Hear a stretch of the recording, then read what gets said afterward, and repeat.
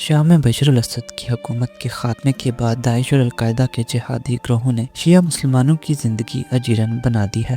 لاکھوں شیعہ مسلمان شام چھوڑ کر لبنان اور عراق ہجرت کرنے پر مجبور ہو چکے ہیں، جبکہ بے شمار افراد کو بے دردی سے قتل کر دیا گیا ہے۔ موجودہ حالات میں شام کے شیعہ مسلمانوں کی حالت زار جانیے اس ویڈیو میں۔ داعش اور القاعدہ کے جہادیوں کے اقتدار میں آنے کے بعد امریکہ، اسرائیل، ترکی اور بعض عرب ممالک نے تو سکھ کا سانس لیا، لیکن شام کی شیعہ برادری کو بے دردی سے قتل کیا جا رہا ہے۔ بشر الاسد کے اقتدار کے خاتمے کے بعد شام میں صورتحال دن بہ دن خراب ہوتی جا رہی ہے اور لاکھوں افراد کو ہجرت پر مجبور ہونا پڑا ہے۔ جولانی کی حکومت کے قیام کے بعد شیعہ برادری کو خاص طور پر نشانہ بنایا جا رہا ہے۔ جولانی نے کئی مرتبہ واضح کیا کہ اس کے اصل دشمن ایران اور حزب اللہ ہے، باقی کسی سے اسے کوئی مسئلہ درپیش نہیں، چاہے وہ اسرائیل ہو یا امریکہ۔ جولانی کے وفادار شیعہ دشمنی میں اس قدر کینہ رکھتے ہیں کہ وہ کھلے عام اپنی وفاداریوں کا اعلان بنو امیہ اور یزید لائن سے کر رہے ہیں۔ وہ معاویہ کی قبر پر جا کر گریہ کر رہے ہیں اور خود کو بنو امیہ سے منسلک کرنے پر فخر محسوس کرتے ہیں۔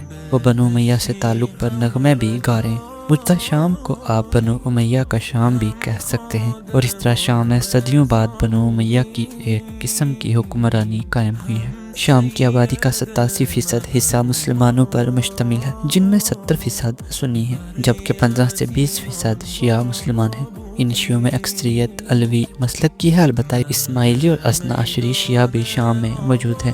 علویوں کی آبادی تقریباً 10% سے زائد ہے، یعنی ملک کی 2.5 کروڑ آبادی میں سے 25 سے 30 لاکھ علوی ہیں۔ اثنا عشری شیعوں کی تعداد تقریباً 10 لاکھ کے قریب ہے۔ شام کے اثنا عشری شیعہ مختلف علاقوں میں آباد ہیں، جن میں نبل اور الزہرا نمایاں۔ یہ علاقے حلب گورنریٹ میں واقع ہیں اور یہاں 70,000 سے زائد شیعہ رہتے ہیں۔ ان علاقوں کو بھی تحریر الشام کے دہشت گردوں کی طرف سے نشانہ بنایا جا رہا ہے۔ طرطوس صوبہ شیعہ اکثریتی علاقہ ہے، جہاں کی نصف آبادی شیعہ ہے، جن کی اکثریت علوی ہے۔ دمشق اور اس کے نواحی علاقے، خصوصاً سیدہ زینب کا مزار، شیعہ زائرین اور خاندانوں کا بڑا مرکز ہے۔ یہاں بھی اثنا عشری شیعہ رہتے ہیں۔ ہمہ گورنریٹ میں واقع سلامیہ علاقہ اسماعیلی شیعہ برادری کا مرکز ہے اور اس کی آبادی تقریباً 17,000 ہے۔